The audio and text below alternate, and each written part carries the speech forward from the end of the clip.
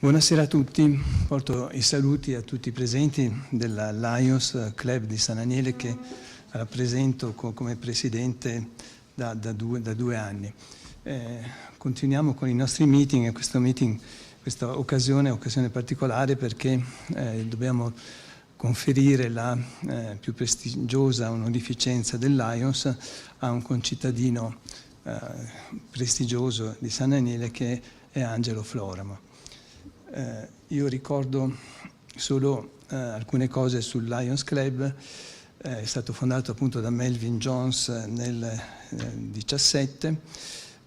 Una delle regole è che nessun club dovrà avere quale obiettivo il miglioramento delle condizioni finanziarie dei propri soci. E vado veloce, il nostro hashtag è We Serve nella salute, ambiente, scuola, giovani, sport e comunità. Soprattutto proponiamo informazione, cultura e la nostra attività è di un volontariato con un finanziamento essenzialmente autarchico. È sicuramente un'ottima occasione per molti professionisti o imprenditori di fare volontariato e la ricchezza del club è proprio il numero di soci, il suo consiglio, la sua squadra con service locali di zona, distretto, nazionali e internazionali. Il Lions San Daniele ha diversi service in tutti gli ambiti, uno appena concluso è quello dell'ambliopia. L'anno scorso abbiamo regalato le tavole ottometriche, quest'anno abbiamo regalato questo test di Lang che serve a scoprire la stereopsi. Se non c'è la stereopsi immediatamente si sa che il bambino ha qualche problema. Il prossimo anno regaleremo il test di Sciara per la visione dei colori. Un altro service che è molto impegnativo, anche economicamente, che ci dissanguerà per un paio di anni, è quello del mosaico per le scuole, che si chiama appunto il percorso elementare. Questa è la bozza fatta dalla Gorta, che è l'autore, l'artista. Questo dovrebbe essere il rendering finale nelle scuole in corso di ristrutturazione e questo è in fase di attuazione. Il mosaico non è ancora finito, ma è un'opera molto interessante. Abbiamo organizzato tutta una serie di meeting, abbiamo superato la metà delle tante iniziative che abbiamo fatto, forse troppe, ma dovevamo sfogarci un po', forse dopo un anno di pandemia, anche per parlare di altro, non solo di virus, e sono state tutte molto interessanti. Stasera, anche se il motivo della serata è dare la Melvin Jones, sicuramente avremo un'altra occasione di cultura e di informazione su un argomento particolare come quello del pane con Angelo Floramo e avremo ancora 2 meeting, tutti sull'eccellenza friulana nel mondo e in Friuli. Presentare Angelo Floramo tutti noi lo conosciamo bene, è quasi un mito per tutti i presenti, oggettivamente è una specie di mito per tutti quelli che lo sentono parlare. È un relatore sopraffino, molto creativo, un vero affabulatore, è uno dei tanti gioielli che abbiamo a San Daniele, anche se a dire la verità abita a San Pietro di Ragogna. Però San Daniele come si appropria del lago, che è di Ragogna per la maggior parte, così si appropria anche di San Daniele. È un uomo di cultura che non fa pesare a nessuno la sua conoscenza, un pregio straordinario al giorno d'oggi. Questi sono appunti che mi ero fatto quando mi ha fatto via web sul Dante guarneriano. È dottore in storia medievale con laurea in filologia latina medievale, docente di lingua e letteratura italiana al Marchetti di Gemona, è un medievista, giusto? Medievista, dopo dobbiamo chiarirlo. È uno studioso di vicende balcaniche e per questo a me sta particolarmente a cuore perché ho anch'io un'origine un po' dai Balcani. per parte di madre, uno scrittore di grande talento. L'ultimo libro è Come i papaveri rossi, ed è stato il direttore scientifico della Biblioteca Antica Guarneriana di San Daniele. Una visita guidata con lui, mi ero scritto a suo tempo, dovrebbe essere obbligatorio per le scuole come un TSO educativo, che sarebbe una cosa giusta da fare. Poi un curriculum un po' più amichevole, una presentazione più friendly, come si dice adesso, la farà Gabriele, che con lui ha condiviso tante cose. Quindi adesso non mi ricordo cosa dobbiamo fare. Passiamo alla... Sì. Allora chiudi questo e apri il mio. Passiamo la parola a Turrisini, socio Turrisini, con questo faccio. per il curriculum di Angelo Floramo. Devi usare quello lì. Ahimè, come potete vedere da questa slide, il rapporto tra me e Angelo è atavico.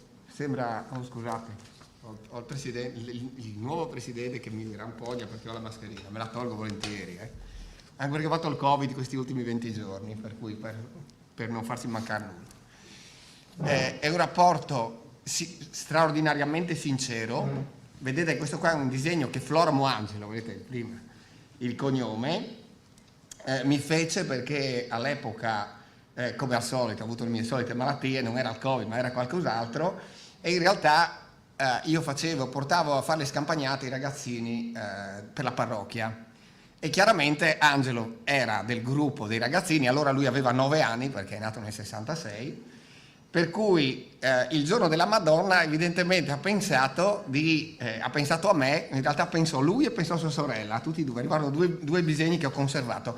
Ma sapete cos'è la bellezza del disegno? Il fatto che il nano a destra sembra lui, cioè poteva già immaginare quello che sarebbe diventato.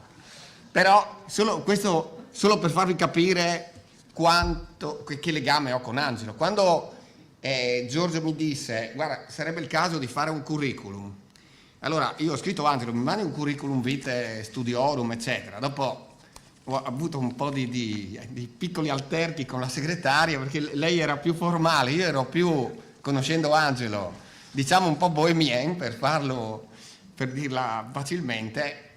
Abbiamo optato per una diciamo saggia via di mezzo che cerco su cui cerco di accompagnarvi adesso.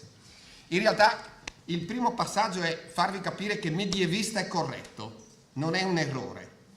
Cioè, e su questo ho avuto con Ilka un simpaticissimo, dopo ti do il libro, Ilka, te lo do. In realtà, l'hai già trovato, benissimo. No, ma in realtà non è quello. Questo, la specifica di medievista è molto particolare, nel senso che Johann Huizinga, nel libro, forse il più famoso libro sul Medioevo che c'è, Angelo mi ha fatto innamorare anche di quello, ahimè. Sto spendendo sulle monete, non ti dico quanto. E il titolo è L'autunno del Medioevo, specifica proprio questo passaggio, perché medievista è diverso da mediovalista. Oggi, senza dubbio, dice Huizinga, con la crisi dell'università la medievistica, vale a dire il complesso delle discipline storiche, filologiche, filosofiche, religiose, socio-economiche, archeologiche, letterarie e artistiche, le quali hanno come oggetto centrale dei loro studi il periodo indicato come Medioevo, è in obiettivo regresso negli Atenei.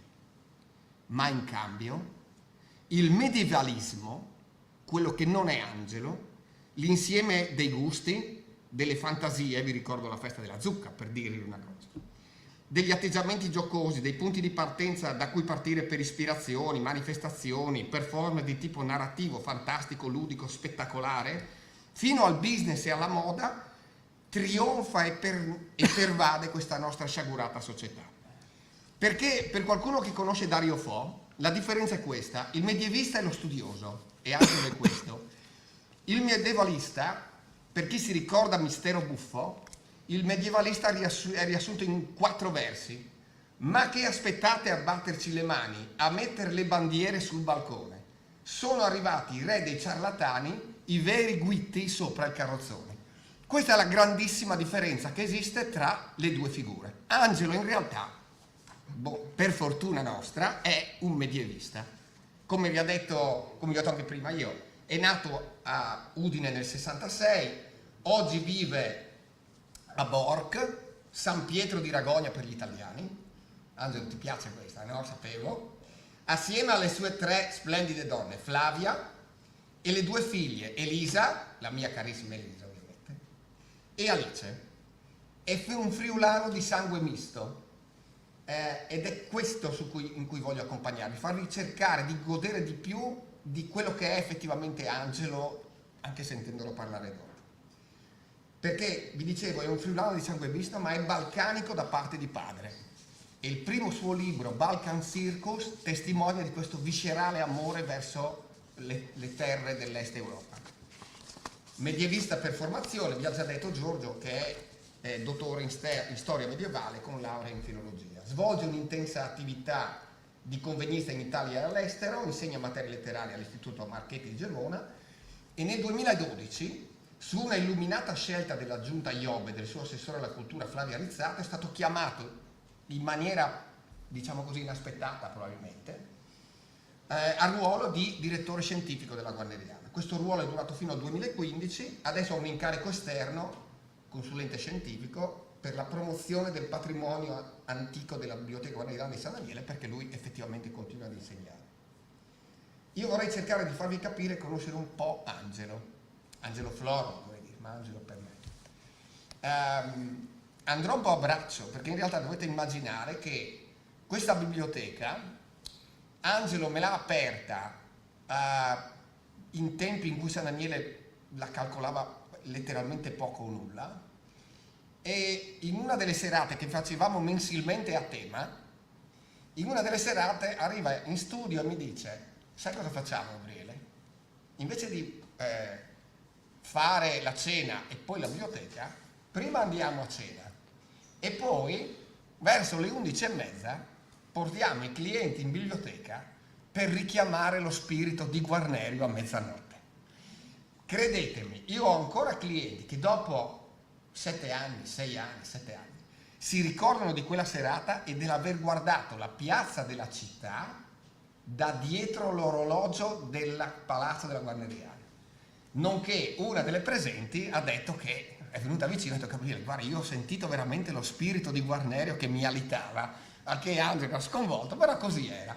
Però questa potrebbe essere una bella idea anche per i Lions, perché la visita, anche parlando dei libri proibiti della Guarneriana, è un'esperienza sensoriale e di vita fantastica. Ma non voglio tediarvi. Magari pecco di presunzione nel volervelo raccontare al di là dei titoli accademici, l'elenco delle conferenze, eccetera, ma vorrei che percepiste qualcosa dell'essenza dell'uomo, perché quell'essenza è preziosa e vi farà godere anche di più ogni volta che lui parlerà. E per far questo non vado a chiedere aiuto a nessuno, se non a lui stesso, ovviamente, no? Perché nessuno lo potrebbe raccontare meno di se stesso. La veglia di Liuba, in realtà, il suo libro del 2018 è anche il racconto di un viaggio con il babbo, Luciano Floromo, sindaco di questa città, presidente dell'ospedale di Udine, eccetera. Un viaggio nella loro terra d'Istria da cui i Floromo erano stati esuli nella diaspora della seconda guerra mondiale. Dunque si va a Spalato, tu e io, disse Angelo, che era stato invitato dall'Università di Zagabria, orgoglioso ed eccitato, non solo perché era la... Scusa, ho sbagliato, scusatemi. Eccola qua, ok. Non solo perché era la prima volta che veniva chiamato all'estero per una conferenza, ma soprattutto perché si profilava ancora una volta un viaggio da fare con il vecchio oltre il confine, in quelle terre che entrambi consideravano proprie. Ma di che cosa devi parlare? Gli chiese Luciano, e già gli brillavano gli occhi. Voleva conoscere tutto nei minimi dettagli, leggere la relazione, anzi no, correggergliela. Il professore. Il convegno aveva per tema una cronaca medievale, quella in cui l'arcidiacono Tommaso descrive la città, perdendosi in divagazioni mitiche sugli Illiri e su quel palazzo di Diocleziano che ne diverrà presto il nucleo originario. come vedete, questo è proprio il primo, l'incipit di tutti gli interventi, poi li ho messi piccoli, non vi perdete a leggerli, di tutti gli interventi, le bibliografie che Angelo ha dispensato al mondo accademico, ma anche a tutti noi che godiamo delle sue relazioni in questi anni. Questa orgogliosa, comune appartenenza a queste genti dell'Adriatico, che diceva, come descriveva Angelo nel libro, in Angelo si palesa, ma si declina nella convinzione che l'essere prima di ogni cosa friulano è un credo e una vocazione. E ve lo leggo perché sono parole sue proprio. Perché mi definisco friulano? Perché ho un sangue meticcio. Bastardo, secondo alcuni. Precheco Placeriani diceva che la faccia di un friulano è la mappa topografica in cui si possono leggere tracce di Goti, Longobardi, Slavi. Nel mio sangue c'è anche del siciliano, del provenzale, dello spagnolo, del bavarese, dello sloveno e chissà cos'altro ancora, mescolato insieme a quella vena che ha innervato le carni scavate dalla fama di antenati che nei secoli sono stati contadini tra quei campi dal Ciglione sul tagliamento di Aunedis, Saroneles, si perdono tra i Gelsi e il Gran Turco fino alle mura di Borgo Pozzo, Bordi Poccia, San Deneve, e per questo mi sento friulano nel sangue, ma molto di più nella memoria. Sono convinto infatti che l'identità dei friulani non stia nella radice. Il friulano è infatti nomade, migrante, errante, lo è da sempre, e io in questa inquietudine dell'andare che rende un po' sognanti e malinconici mi ritrovo pienamente. È la nostalgia che alla fine ci riporta laddove crediamo sia la nostra casa. Altrimenti continueremo a camminare fino a Chiada al Diavolo, come si dice. Mi sento friulano perché so di appartenere ad Aquileia, a quella mater antiquissima che nei millenni è stata il seme fecondo di Alessandria d'Egitto, fino quassù nell'alto seno del bacino dell'Adriatico. Scendere dentro la cripta della basilica, e questo è Angelo, e devo farlo più volte all'anno, altrimenti non riesco a ricostruire con chiarezza la mappa celeste delle costellazioni che guidano il mio passo, significa per me mettermi in sintonia con questa nostra terra. Forse fa di me un friulano quel senso di straniante malinconia che mi prende nelle sere di dicembre, quando l'aria si fa frizzante e il cielo regala tutto lo stupore del rosso ad occidente. Mi piace l'odore della terra, le stoppie che bruciano lontano chissà dove, e in quei momenti che sento profondo bisogno di una tana, di un luogo in cui spartire il tempo e lo spazio con coloro che amo. Sono profondamente friulano quando sento accendersi dentro di me quella rabbia antica contro ogni sopruso e che da uomo di pace quale sono potrebbe trasformarmi in un attimo in un guerrigliero alla bisogna che con roncola e falce scende a rivendicare la terra comune che è solo di chi lavora. Sono un friulano perché le cose più intime che avrei dovuto scrivere preferisco tenerle per me, chiudendo qui queste mie povere note. In realtà la fortuna che abbiamo avuto noi è che non si è fermato a queste riflessioni che aveva regalato alla carta. E in realtà... No, fai avanti, tranquillo. Puoi andare avanti. Qui vedete con la veglia di Liuga tutti i libri che nel frattempo, dal 2013-2014 in poi, Angelo ci ha regalato. Ma i libri, in realtà, sono solo una delle sfaccettature di questo prezioso amico a cui oggi i Lions conferiscono la propria onorificenza più ambita. Perché, in realtà, e vado a cercarmi la pagina che vi avevo messo da parte, Angelo, con il babbo ovviamente, ci racconta un altro passaggio di una delicatezza straordinaria, anche per il rapporto tra i due. Invece non erano nemmeno ripartiti che si fermarono ancora a pochi chilometri più a sud, perché non si poteva mica passare da Sebenik senza rendere omaggio a Niccolò Tomaseo. Intanto si dice Sebenico, lo apostrofa il padre, non Sibenik. E hai letto per caso quel libro che ti ho regalato? Chiese Luciano. Spero che tu non l'abbia perso, perché è molto prezioso, è l'edizione originale e quando saremo tornati a casa me lo devi restituire che mi serve. Ecco il solito istriano che si rimangia anche i regali fatti, lo apostrofò il figlio con tono enfatico da reprimenda. Ce lo aveva invece quel libro e se lo teneva caro, da quando l'aveva trovato una mattina svegliandosi accanto al cuscino. La dedica recitava pressappoco così: ad Angelo, per la comune appartenenza a queste genti che dell'Adriatico hanno lo spirito talvolta inquieto e talvolta sognante, perché non voglia mai scegliere nella complessità delle memorie, ma le sappia piuttosto tutte abbracciare insieme. Il babbo.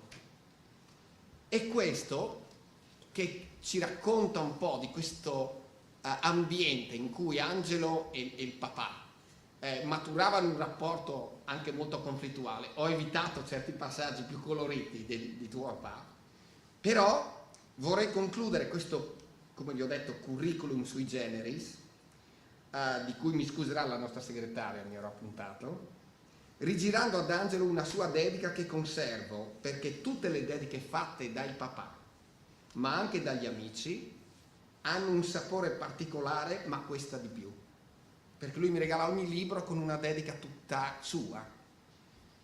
Questa dedica che ha impreziosito la prima pagina di uno dei testi che tu mi hai regalato. Gira la pagina. E la dedica dice, e te la rigiro: ad Angelo, con l'augurio di 1000 anni di eretica forza intellettuale. Grazie Angelo.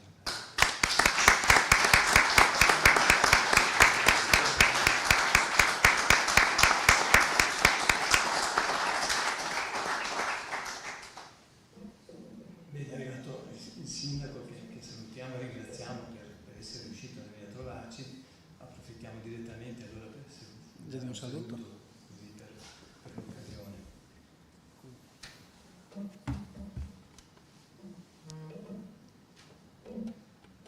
Eccoci. Bene, grazie e scusate per il ritardo, mi ero impegnato in assemblea di comunità culinaria con i colleghi sindaci di questo territorio, perché erano tante tematiche importanti e urgenti da discutere. Io do il benvenuto al presidente Edi Frezza, al governatore distrettuale del Lions. Sono felice che possa essere qui a San Daniele in questa che è la biblioteca guarneriana e questa che è la sala del Consiglio. La sala del Consiglio che è la sala dove si decidono nel bene e nel male le sorti di questa città, si discute anche animatamente, però si esce sempre con una visione di futuro per il territorio. E durante il mio mandato uno dei temi più importanti che ho cercato di seguire, di supportare, è stato quello della guarneriana. Arrivando qui da Colloredo di Montalbano vi ho seguito un po' in diretta Facebook e ho ascoltato quello che diceva l'amico Gabriele Turrisini, ricordando un episodio di 6-7 anni fa quando avete fatto la visita in guarneriana alla notte dopo cena, e diceva che in quei tempi la guarneriana era poco considerata in questo paese.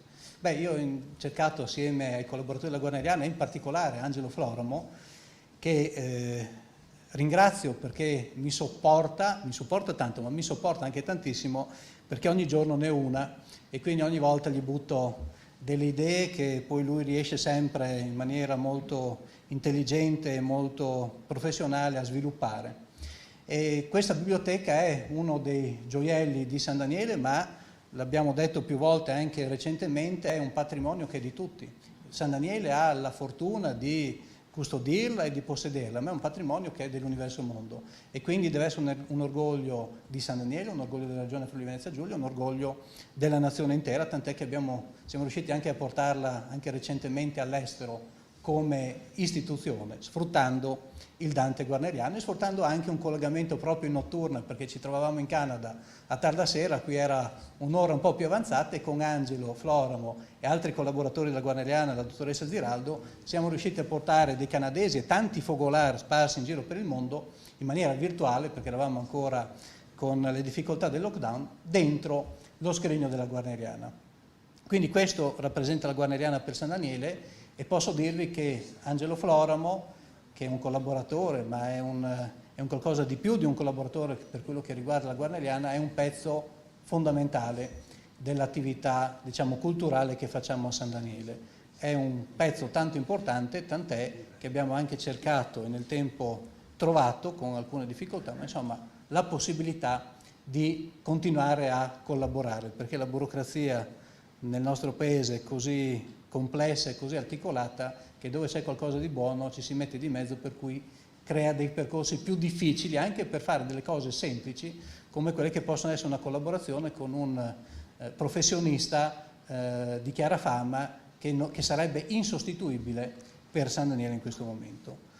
Sono felice che questa sera sia dedicata ad Angelo e che gli venga riconosciuto dal vostro club e dal mondo del Lions un riconoscimento per quello che fa. Cultura e molto. Con la cultura si può anche generare ricchezza ovviamente di crescita personale, ma anche ricchezza del territorio. La Guarneriana per San Daniele rappresenta tanta cultura, ma rappresenta anche un formidabile punto per sviluppare anche crescita economica del territorio. Di un territorio che deve ispirarsi alla bellezza, che deve ispirarsi a quello che ci hanno lasciato le generazioni che ci hanno preceduto, e su questo per esempio voglio dire che nei secoli la nostra biblioteca è stata poco arricchita, soprattutto negli ultimi tempi. Perché? Perché il patrimonio che noi custodiamo è un patrimonio datato e che origina da 2 grandi donazioni. Poi nel tempo la comunità non è stata capace, non ha avuto il coraggio, non ha avuto forse anche la possibilità dal punto di vista tecnico-burocratico di arricchire questo patrimonio. E io credo che invece tutti noi, facendo cultura e cercando di investire su questa biblioteca, dovremo mettere vicino un pezzettino perché le generazioni future possano vedere anche il nostro segno, anche il nostro lascito in termini culturali. E devo dire che in questo, nel mio piccolo, ma nel suo grande invece, in questo Floramo mi aiuta moltissimo. Quindi grazie a voi, benvenuti e complimenti di cuore ad Angelo e sentitissimi ad Angelo Floramo per il meritato premio o riconoscimento che gli viene stasera attribuito.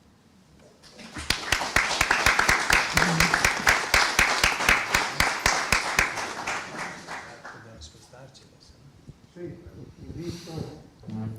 invito il Presidente e il Governatore a portarsi al centro della sala e naturalmente anche il nominato Angelo Floramo.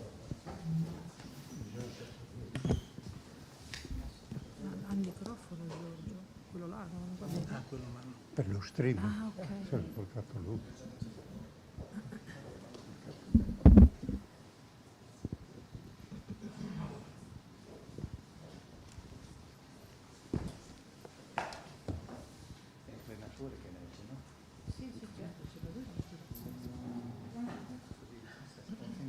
No, grazie.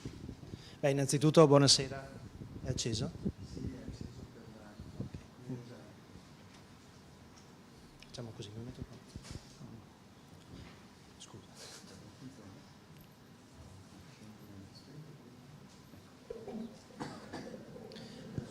Buonasera anche da parte mia, ringrazio il presidente del Lions Club San Daniele del Friuli e tutti voi soci del club per l'invito. Per me è un onore essere qua questa sera ad ascoltare il professore e conferire il riconoscimento da parte della fondazione, che è la Melvin Jones Fellow. Penso che dopo la presentazione fatta da Gabriele non ci siano tante parole da aggiungere e quindi dobbiamo solo ascoltare con attenzione quello che ci dirà. Prima però ci teneva il club San Daniele a conferire appunto questo riconoscimento, che leggo la motivazione per il quale viene data. La Melvin Jones Fellow, dal nome del fondatore Lions Club International, è l'onorificenza che la fondazione Lions Club International attribuisce ad una persona Lions o non Lions che si contraddistingue per atti umanitari, sociali, culturali a beneficio del prossimo.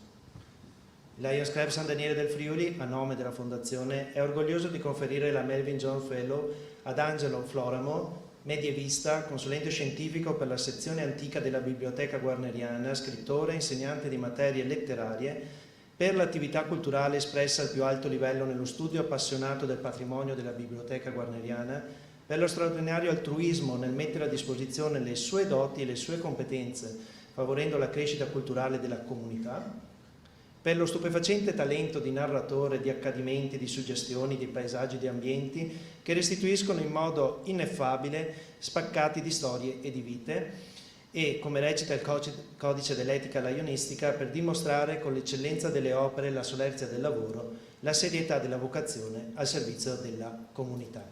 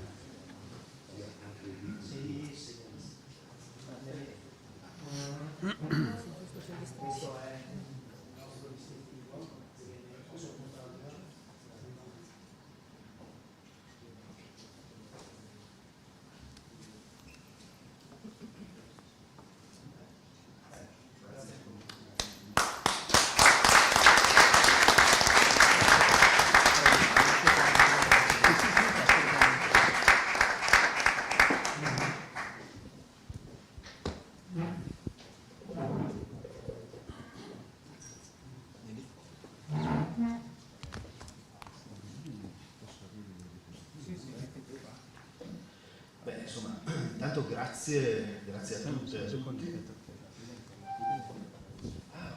devi ringraziare, non c'è problema. Devi dire qualcosa alla tua. Apri il filmatino panificazione. Sì, dopo glielo metto. Eccoci. Allora dovete sapere che noi abbiamo un socio che effettivamente fa il pane. E Angelo al pane ha dedicato un capitolo di questa storia.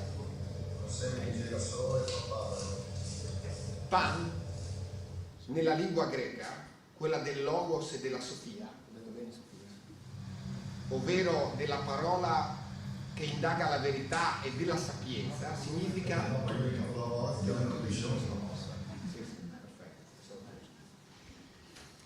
ed è profondamente vero, perché questo è il pane. Non c'è nulla di più buono del suo profumo quando è appena sfornato. Perfino quello impastato e cotto dalle povere macchinette industriali che teniamo in casa per i momenti di emergenza ha la capacità di risvegliare dal nostro profondo memorie ancestrali, e il che è tutto dire. Gli antichi sostenevano che nella preparazione del pane dovessero essere coinvolti tutti gli elementi del cosmo. La farina, ho dovuto cambiare le uova, il lievito, sono la terra, cui si aggiungono l'acqua e il fuoco, e tutta l'aria per assaporarne la fragranza. I documenti d'archivio in cui si custodiscono gelosamente le memorie del passato ci raccontano di un Friuli povero e contadino che del pane riconosceva il privilegio della festa o la condizione di eccellenza, quasi di singolarità, una malattia, il tempo sospeso della puerpera, l'ospite importante in vista alla famiglia. Il pane era una cosa di eccellenza, in cui in realtà allora nel forno ci si poteva andare una volta al mese e solo quando era il proprio turno, facendo anche la fila. Oggi in realtà noi abbiamo la fortuna di avere un socio, Giulio Simeoni, a cui una domanda devo fartela prima di introdurre l'intervento di Angelo, e che è questa: com'è cambiato il modo di fare il pane e come sono cambiati anche i gusti delle persone che vengono a prendere il pane?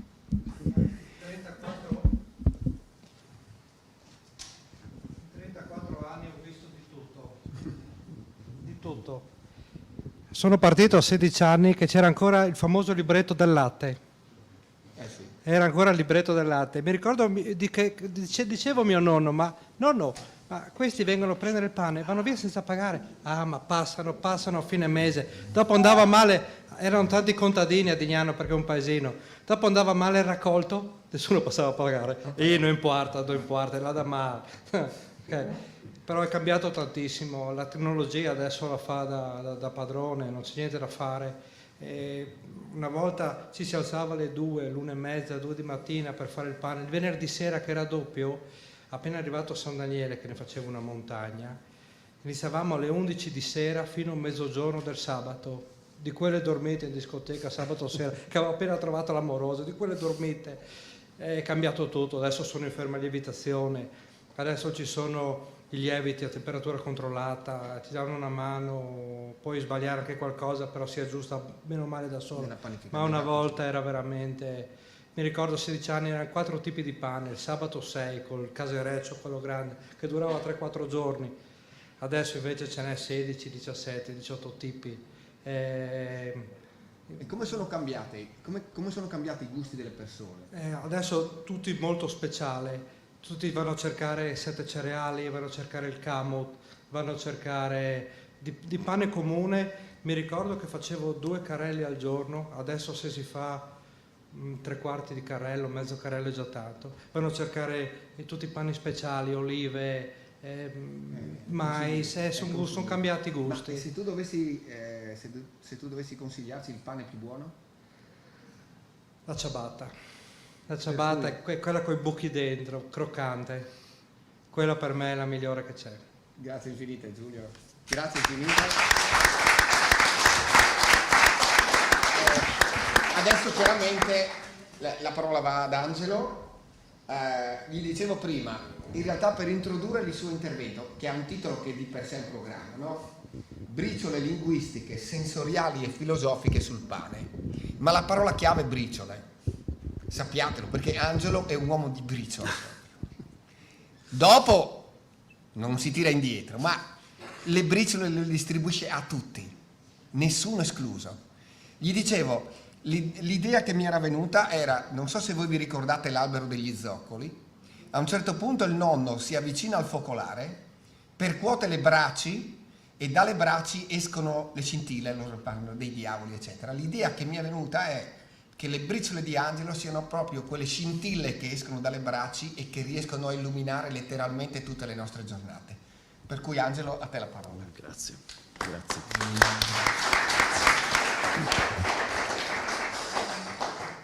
Allora, intanto grazie a tutte e a tutti per un onore così grande che nella giusta dimensione delle cose mi pare davvero di non meritarmi. Però sono grato e sono molto felice di averlo ricevuto. Grazie per le parole che sono state spese, grazie per gli accenti di amicizia, per la vostra presenza, grazie per un riconoscimento che è ancora più importante per me perché è giocato sul senso della comunicazione e della cultura. E di questi tempi viene da pensare che forse il senso della cultura sia una... Scusa, mi basta solo far partire una comunicazione ideale, perché se noi smarriamo questa tradizione che ci rende perfettamente umani, come diceva Gabriele prima, rischiamo di perdere un po' le costellazioni che dovrebbero guidare il nostro passo. Lo sanno i musicisti, i maestri, lo sanno coloro che curano il corpo, coloro che panificano, tutti coloro che in qualche maniera hanno a che vedere con la società.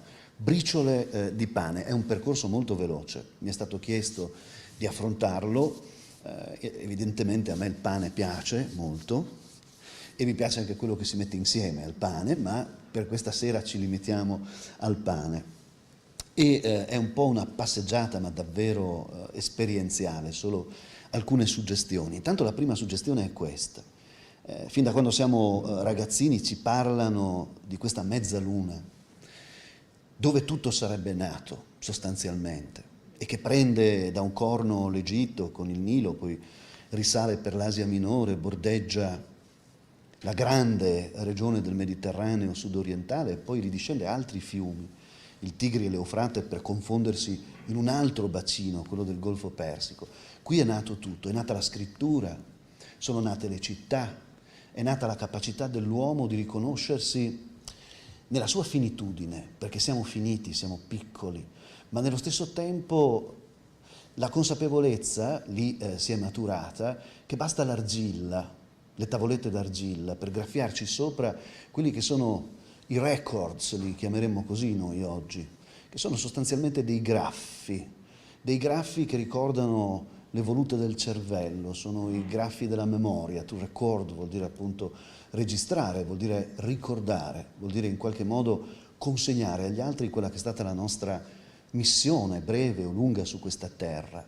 Ma qui, in questo contesto, e se potessimo potremmo anche scendere verso l'Etiopia, più di 14.000 anni fa le donne, che non finiremo mai abbastanza di ringraziare per tutto quello che fanno e che hanno fatto, le donne ebbero la consapevolezza, forse per un pensiero analogico, ancestrale, antichissimo, di sovrapposizione, che così come il loro corpo era un corpo rigenerante, capace di far germogliare al suo interno la vita, la stessa cosa accadeva per la terra.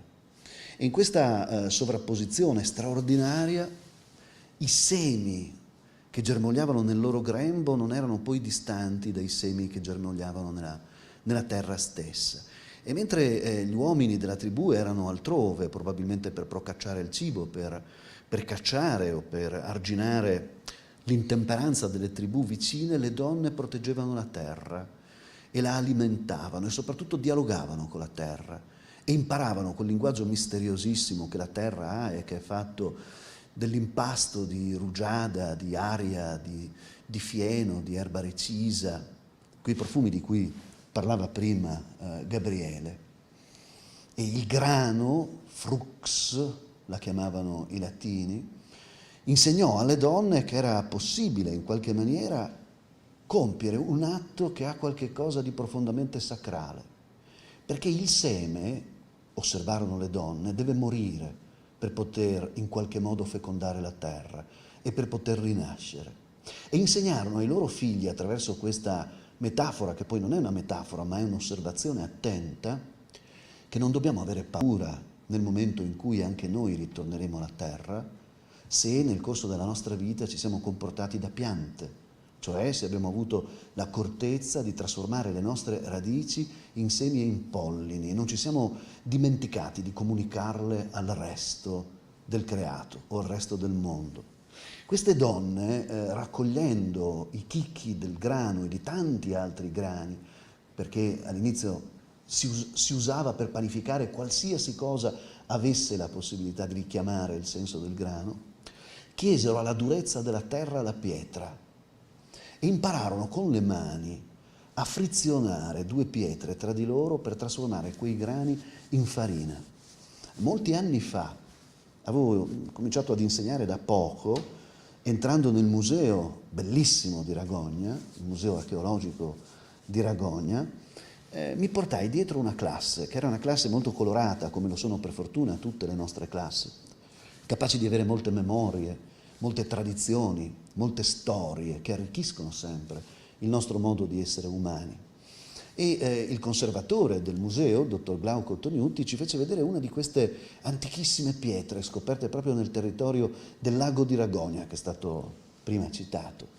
E gli studenti non riuscivano a capire come potessero funzionare, perché gli studenti di oggi, si sa, sono abilissimi nell'utilizzo delle nuove tecnologie, però ogni tanto manca come cortocircuito il senso della terra e di questa mano che secondo gli antichi ci rende umani. Quello è stato il momento in cui una ragazzina che veniva dall'Etiopia e che abbiamo qui fotografato proprio in quell'occasione si è inginocchiata e ha detto: mia nonna faceva così, ha preso quella pietra con un certo brivido del conservatore, perché quella pietra aveva più di 6.000 anni, l'ha appoggiata per terra, ci ha messo sopra alcuni grani che erano lì presenti, utilizzati nei laboratori didattici, e ha inginocchiata davanti alle ossa della terra ripetuto un gesto che i nostri antenati avevano imparato a fare più di 14.000 anni fa, la farina.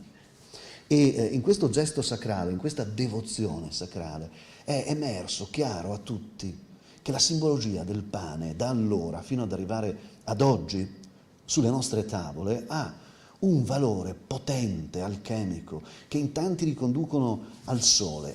Invece, secondo me, ha qualche cosa di più interessante del sole, la luna. Perché il sole è sempre stata una divinità solare maschile, invece no. La luna parla di quelle donne che hanno compiuto la rivoluzione, quella rivoluzione agricola, la più grande rivoluzione dell'umanità, quella che non ha avuto bisogno né di fucili né di gagliardetti, ma ha impostato un rapporto che da allora non si è interrotto più, e speriamo non si interrompa mai più, tra ciò che è umano e ciò che non lo è, tra ciò che è capace di pensare e ciò che viene pensato. E non è il sole, ma è la luna, è la donna, che ha dentro di sé, lo citava prima Gabriele, tutti e 4 gli elementi che sono presenti in ciascun essere vitale e vivente, dalla coda delle comete fino ai fiori e ai filamenti d'erba, quell'aria, quell'acqua, quella terra e quel fuoco che impastati assieme, in questo organigramma che esce fuori da un ricettario presente qui nella biblioteca guarneriana, sono capaci di riassumere in una sola combinazione tutte le complessioni del corpo umano e tutti i suoi umori, ma anche tutte le stagioni dell'anno e i tempi del mondo, dalla sua origine fino ad arrivare alla sua fine. Perché l'elemento alchemico femminile ha imparato che mettendo insieme questi 4 elementi nella farina, che è la terra appunto, nell'acqua, nel fuoco e nell'aria, che è il profumo, si poteva creare quella luna capace di rigenerarsi, di crescere e di diminuire, che è il pane, e che è qualche cosa di lunare, perché è misterioso, è qualche cosa che ha a che vedere con la materia, che è matrix, cioè matrice, replicatrice di se stessa, reinventrice di se stessa, e quindi mater, e quindi non maschile, vir, il portatore della virga rigenerante, ma anche il portatore della virtus, della forza, che spesso, purtroppo lo stiamo rimparando, si esplica con i cannoni e con le guerre. No, la mater è la portatrice di quella felicitas che è dentro il seme e la radice stessa del suo nome, fe, come femmina, come femur, come fecunditas, come feracitas. E il rapporto che chi impasta la farina ha con la materialità, con la matricità, è un rapporto erotico, nel senso altissimo del termine e nobilissimo del termine, perché significa in qualche modo accarezzare la terra, significa darle forma, significa abbracciarla, stringersi in un amplesso in cui pelle, sudore, amore, umore, sale, che è quello delle mani, prima ancora che il sale venisse acquisito, fatica, diventano rigeneranti, capaci di procreare. E non è un caso che la signora delle messi nel mondo antico fosse Demetra, e noi invece eredi di questa tradizione, ma passando attraverso il mondo latino l'abbiamo chiamata Ceres, Cerere, la dea dei cereali, la dea che soprassiede e presiede a ogni trasformazione lunare, la dea che scende fino nel profondo degli inferi per andare a cercare quel seme che apparentemente è morto e in realtà ritorna sempre, perché proserpente, come sua figlia Proserpina, tiene in mano 2 serpenti, l'immagine di Demetra assieme alle spighe del grano, a ricordarci che questo ciclo è un ciclo che continua e ha la forma della pagnotta primigenia, che è la forma della luna, non la forma del sole. Come se si dovesse sempre scendere a consultare gli antenati, coloro che non ci sono più e che sono i depositari della nostra conoscenza, della nostra sapienza. La vita, in questa splendida rappresentazione medievale, è una danza con la morte. Nel momento in cui ce ne dimentichiamo, diventiamo presupponenti e presuntuosi e ci dimentichiamo di essere finiti. Ma il pane è lì a ricordarci che non c'è una fine vera e propria. C'è una costellazione che è splendida, la costellazione della Virgo, della Vergine, che i cristiani hanno ribattezzato in onore della Vergine Maria. Il suo nome antico era la costellazione della Spica, la costellazione della spiga, e quella antica divinità che rideva dall'alto dei cieli stellati sulle campagne ubertose di fatica e di bellezza e di bontà era la Mater Matuta, una divinità che poi diventa la stella mattutina, la stella del mattino, la portatrice di luce. E circa 10.000 anni prima della Vergine Maria veniva rappresentata come una donna che porta in seno un bambino e tiene in mano una spiga di grano. È stato dimostrato che tutte le pievi della Carnia sono rivolte a questa costellazione, e la pieve più luminosa e più misteriosa di tutte, la pieve di Zuglio, punta direttamente sulla stella più fulgida della Spica. Non è una cosa suggestiva pensare che la religiosità più arcaica di questa nostra terra, le pievi, laddove con l'acqua, con la terra, con il fuoco, con l'aria si battezzavano i nuovi nati e si seppellivano i morti, come diceva Turoldo, a si semenavin i muarts, non si seppellivano, a si semenavin i muarts, perché potessi florire un'altra banda, perché potessero fiorire da un'altra parte. Non è meraviglioso pensare che tutto questo abbia un punto di riferimento al frux, al grano, alla farina e quindi anche al pane, a questa ancestrale divinità che ha un utero in mano, un grembo che sembra un corno, esattamente come il corno della luna, che è capace di trasformare, che è capace di far fermentare, perché il pane non è soltanto acqua e farina, ma c'è anche quell'elemento alchemico misterioso che nasce dalla fermentazione dei lieviti.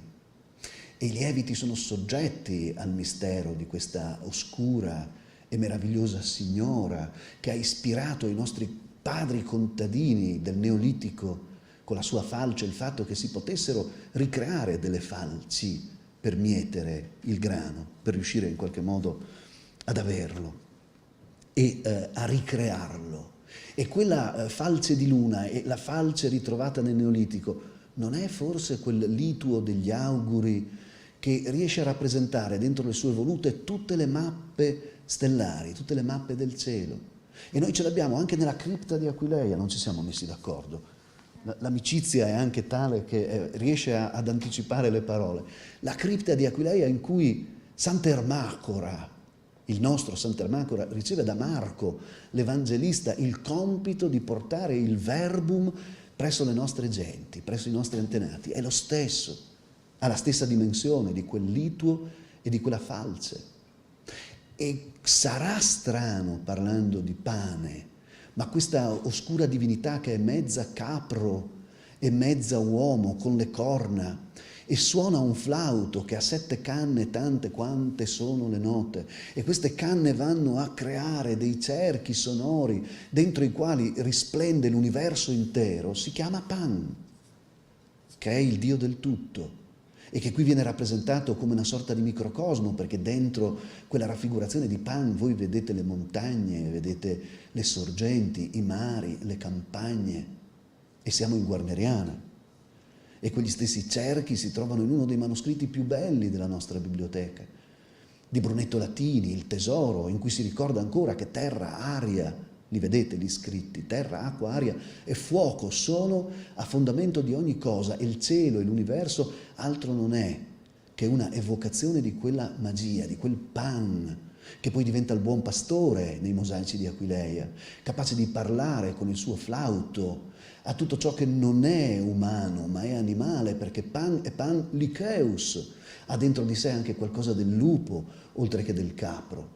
Ma come può esserci lupo, Lycaeus, senza il liceo, la scuola, la sapienza, la cultura, dove noi lupi, perché tali nasciamo, possiamo imparare a rigenerarci come esseri umani e non essere più lupi ad altri uomini, a ritrovare il microcosmo che è dentro di noi, uguale, esattamente identico al macrocosmo che è fuori di noi, mappa mistica di Gerusalemme e nello stesso tempo corpo mistico di un Cristo che si presenta come il pane della vita, oltre che come la vite, capace di portare nel sangue e nella carne in cena Domini, che tra pochi giorni ricorderemo, attraverso il dono assoluto ed estremo di sé, il senso della mensa. Ma prima di lui lo dicevano gli egiziani. La prima volta che il Nilo uscì fuori dal suo letto portando morte, entrò dentro i magazzini che contenevano la farina e i sacerdoti dissero: lasciatela lì. E dopo poco tempo si crearono i lieviti che permisero a quella farina di gonfiarsi e di trasformarsi quasi magicamente in pane. Forse per questo il pane non si può tagliare con il coltello, perché è talmente sacro che si può soltanto spezzare. Lo si può spezzare per riuscire a creare delle briciole. Spezzare vuol dire che ciascuno può prendere un pizzicotto di pane che è tanto quanto basta per soddisfare la sua necessità, né di più né di meno, e ciascuna di quella piccola parte in sé contiene il tutto e non è diversa dal tutto. Non esiste il boccone dal predi dentro dal pan, non c'è il boccone migliore, ogni boccone è infinitamente buono, e il senso della mensa eucaristica è questo. Chi di voi mangerà di questo pane non solo vivrà in eterno, ma sarà un corpo solo e un'anima sola, perché questo è il senso della mensa. E se mensa in latino vuol dire misura, capacità di essere frugali, si torna ancora al concetto di frux e di spiga, la capacità di misurare, proprio come fa la luna, di intrecciare ed incontrarsi, il nodo di Salomone dentro il più grande pavimento musivo d'Europa, nella Basilica di Aquileia. Alcuni dicono che sono simboli solari, sono trecce di pane. È pane intrecciato, pane di risultiva, pane capace di resurrezione. E chiudo. Gli antichi dicevano che noi possiamo essere tante cose. Possiamo essere come il ragno che cerca dentro di sé la verità e attraverso la verità che indaga dentro di sé fa la ragnatela. E nella ragnatela fa invischiare le sue prede, però, è la presunzione. Oppure possiamo essere come l'ape, che è il mito della civiltà monastica, l'ape che chiede al fiore il polline che poi trasformerà in miele, nella dolcezza del miele. E quel miele è rugiadoso, perché discende nella corolla del fiore dalle stelle stesse, dicevano gli antichi, è un desiderium, desideribus, scende dalle stelle. E poi ci siamo noi, le formiche, la cui etimologia è strepitosa, perché briciola in latino si dice mica, e la formica è colei che porta le briciole, è la portatrice delle briciole. Il nostro destino, in fin dei conti, è questo. Forse non tanto la bravura del ragno che poi invischia gli altri animali per mangiarseli, e forse nemmeno la meraviglia dell'ape, ma la paziente laboriosità della formica, di chi crede nella mica, chi crede nella piccola briciola, quello che resta, diceva Dante, dal pranzo dei grandi, dei più saggi, dei più sapienti. Il nostro compito è quello di raccoglierle. Forse però le briciole sono tanto simili al mosaico di Aquileia, ogni piccola tessera, capace poi di ricreare suggestioni infinite. Mica, noi ancora oggi lo utilizziamo nella lingua italiana come riduttivo. Non sarò mica bravo, non sarà mica vero, come dire. Siamo ridotti alle piccole cose per riuscire a trovare il senso della verità, il senso della realtà. Io non so se ho mica meritato il Melville Jones, non lo so, però mi fa piacere portarmi a casa briciole di suggestioni di questa sera, per le quali sarò infinitamente grato a tutti coloro che hanno parlato, a coloro che sono stati presenti, a coloro che hanno considerato questo povero guitto medievista degno di un onore così grande, di cui spero potermi portare il peso come una formica. Grazie. Grazie.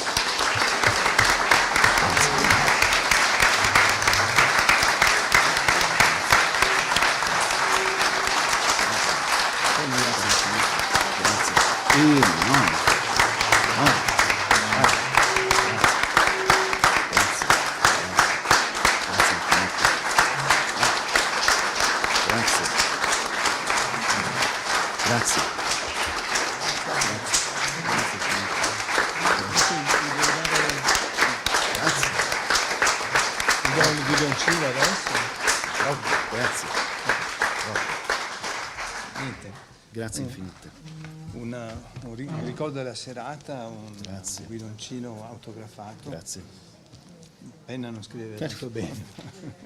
Grazie, grazie infinite. E poi il libro, Grazie. il libro E che avevo già anticipato dal Grazie. mio amico. Anche questi sono Il vento e gli alberi di Fontanelli. sono Grazie. briciole, tante briciole. Sapienziali. Sì, esatto. Grazie, grazie a tutti. Grazie infinite. Grazie. Cosa si fa adesso?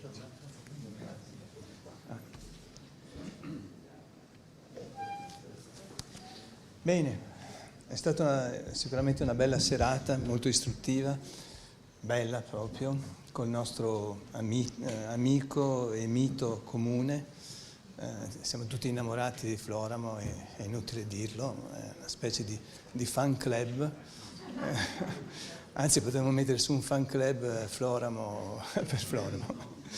E quindi la serata adesso la chiudiamo.